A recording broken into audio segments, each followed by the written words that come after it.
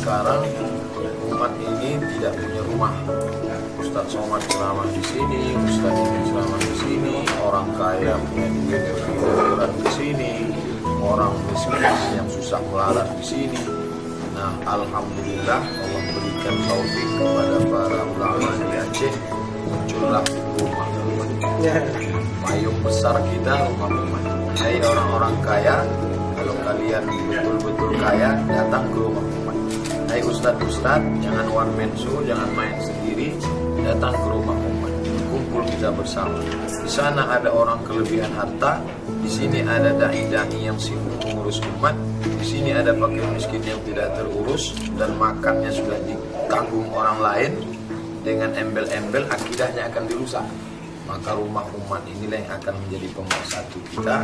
Yang kaya berikan hartanya, yang punya kekuasaan pakai kekuasaannya untuk menolong agama Allah. Bersatu dalam rumah umat lembaga donasi. Amin. Ketika bangsa ini berpikir tentang bagaimana makan, bagaimana berpakaian, bagaimana menutup kulit dari matahari, orang Aceh sudah berpikir memberikan emasnya untuk perjuangan bangsa ini. Bukan membeli bambu runcing, bukan membeli senapan angin, beli pesawat. Orangnya masih hidup sampai hari ini. Maka ini ikon, ini artisnya. Bicara tentang sedekah, marilah bersedekah. Yang bicara tak pernah sedekah.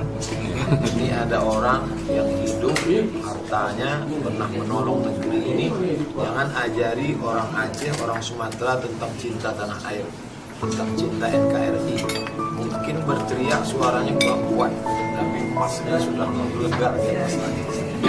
Hari ini orang